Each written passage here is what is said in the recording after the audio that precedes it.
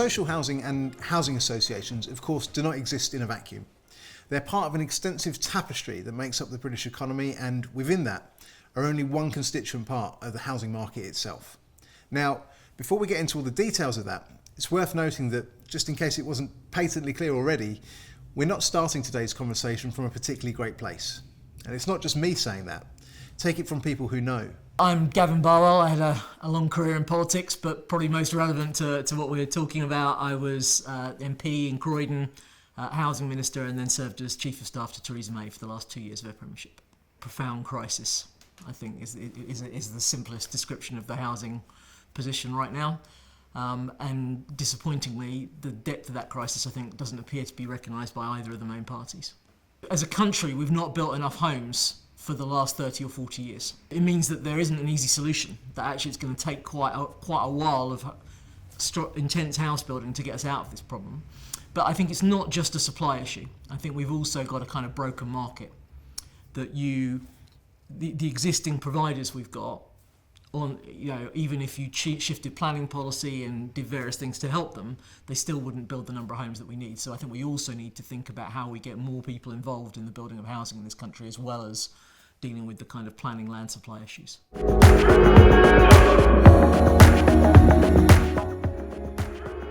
want to start with the private rented sector, because the PRS, as it's sometimes called for short, although not necessarily out of choice, is the fastest growing form of tenure in the UK.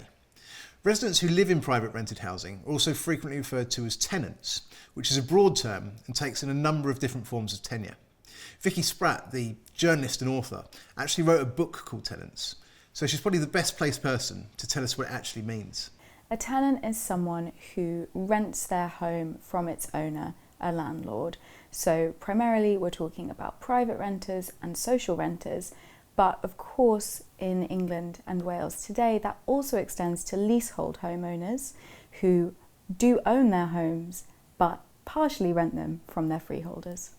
Private renters in the UK, or those who, as a rule, started living in their property after the 28th of February 1997 to be precise, nowadays are automatically put on what's called an assured short hold tenancy, or AST. This is a fixed term agreement which lasts, for example, say 12 months, and at the end of that fixed term you can either renew it or you can leave, and sometimes it might even become what's called a periodic rolling tenancy, where each party has to give the other a certain amount of notice, say 28 days, in order to bring it to an end. Landlords can review the amount of rent which you pay at the end of this fixed term, and sadly, to be honest, can increase it for pretty much any reason they want. Or they can, by rights, simply bring your tenancy to a close and re-let that property at a higher price if they wish to do so. Now, the private rented sector is rapidly expanding. In the year 2000, just 10% of homes in England were privately rented, but over the next 7 years, this more than doubled. And today, 4.6 million households currently rent privately. Now, that's not necessarily a problem, you might say, and some people might value, say, for example, the flexibility that renting a property brings, which is perhaps fine if that's a genuine choice. But increasingly, for too many people, it isn't. The private rented sector has grown exponentially in recent years, and we're now at a point in time where there are more people living in privately rented homes where they rely on a private landlord than there are living in social housing where their landlord is a housing association or a local authority. The problem with private renting is it is generally insecure and very expensive. Private landlords can charge whatever they like. Now, the landlord lobby will dispute this and say, well, they can charge whatever tenants can afford to pay. But I hear from people week in, week out who are having their rents put up by 20, 30, 40, even the other week, 70% above what they can pay. And if you're facing a choice between having to lose your home and move and pay that rent, you might just be forced to find a way. So private renting, unstable and unaffordable. We've covered unaffordable. Why is it unstable? Well, obviously the landlord's ability to raise rents makes it unstable. But also there's something called Section 21 of the 1988 Housing Act, which means that a landlord can evict a tenant at any time without having to give them a reason. The proportion of people who now own their own home, or at least have a mortgage on it, has been falling year on year since 2005 and now stands at just 62% of the British population. That's the lowest in almost 20 years. Now, the driver for this dates all the way back as far as 1988, when the Housing Act of the same year was introduced. Designed to supposedly free up and unleash the power of the private rented sector, the Act introduced a whole number of measures which are still relevant today. Under-discussed and perhaps underestimated, it's still a hugely relevant piece of legislation. The 1988 Housing Act is a piece of legislation that lots of people have never heard of, but I think it's a really important one, and in my book and elsewhere I've referred to it as ground zero for the housing crisis in its current iteration. I still think that's true, and it was introduced during Margaret Thatcher's time as Prime Minister, and the idea was to deregulate the private rented sector and give landlords more power so that investing and being a landlord was a more attractive prospect. But at the same time, it took power away from tenants. Now, in the interest of political and historical balance, I will say one thing. At that point in time, having more landlords wasn't necessarily a bad thing, and even at this point in time, we do need private landlords because we don't have enough social housing and we do need to build a lot very quickly, which we're not doing. So we do rely on them. But the problem with the 1988 Housing Act was the extent to which it eroded tenants' rights. Now, it did three things that I think are really important and terrible. One, introduction of Section 21, no-fault evictions, which mean a private landlord can evict their tenant at any time with just 1 month's notice and no reason. That is a leading cause of homelessness today because it means if somebody has complained, they're being a bit difficult because they want the mould on the wall fixed, they can just be turfed out. Secondly, what that Act did as well was introduce the kind of tenancy we have today, which is an assured short-hold tenancy. Now, these generally run for 6 months to a year, and then after that they become rolling, but because of Section 21 it's very easy to get rid of people. Something that campaigners want to see is the introduction of longer periodic tenancies, which are a more stable kind of tenancy for renters. And then finally, I think a lot of people don't realise that prior to Thatcher's time in government, we actually had rent controls in Britain. Now that has become such a controversial political idea, rent control, rent regulation, whatever you want to call it, but the idea that rents could be set by the government or regulated by the government and not that it would be a free market where landlords could charge whatever they want. Well, until the 1988 Housing Act, we also had rent control. The result was an absolute boon for the already propertied classes, with many choosing to supplement their income or indeed their retirement funds by becoming small-time landlords. And this, the critics argued, led to the advent of a largely unprofessionalised and to some extent very difficult to regulate sector, or at least as opposed to institutional investors and those who professionally are set up to manage large numbers of homes. But let's just take a step back for a minute, because we live in a market economy, for better or for worse, and things have to be paid for some way.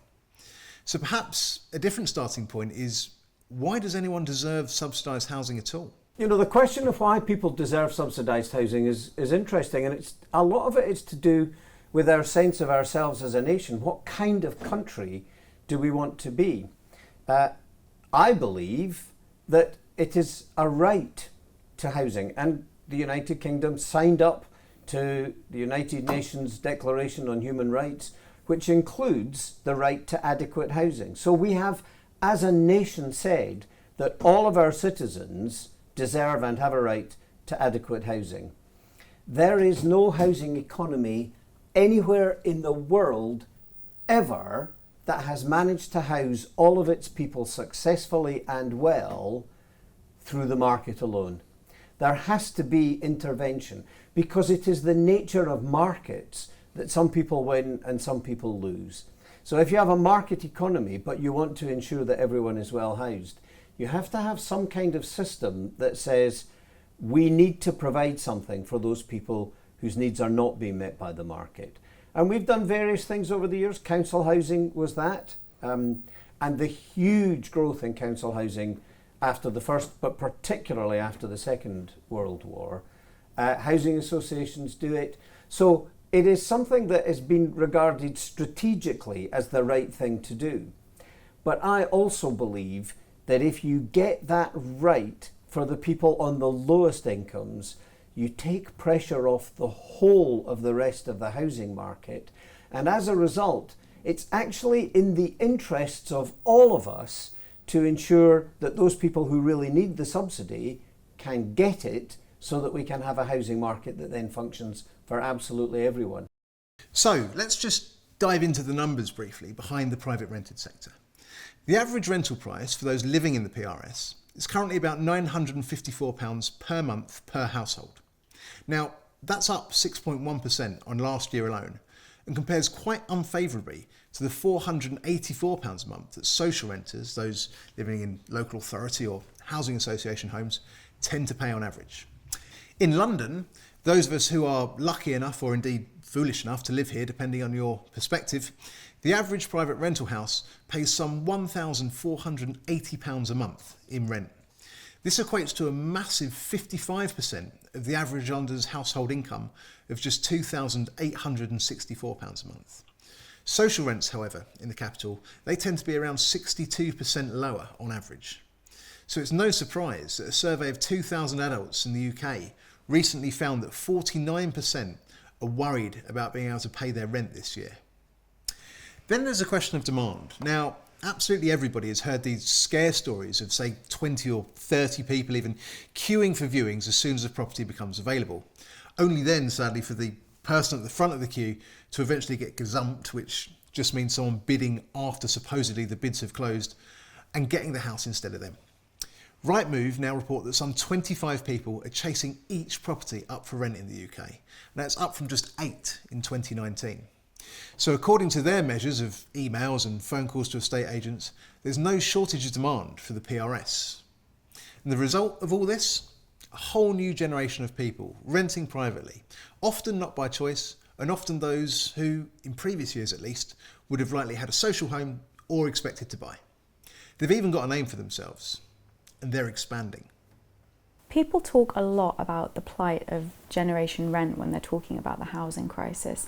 I think initially Generation Rent, when I started reporting on this in kind of the mid-2010s, 2015, 2016, referred to young millennials, people who had just graduated, who couldn't afford their rents and maybe were worried that they'd never buy.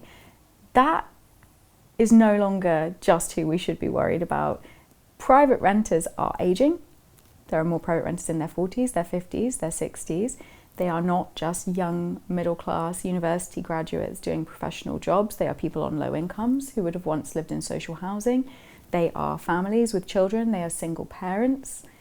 And I think we should really expand our language and think about what Generation Rent actually means, because I still think it brings up this image of a group of young people. And of course, Generation Rent, who were once young, like me, I'm a member of Generation Rent, I'm a millennial, getting older. Now, it absolutely has to be said that the affordability crisis in the private rented sector is not true of every last part of the UK.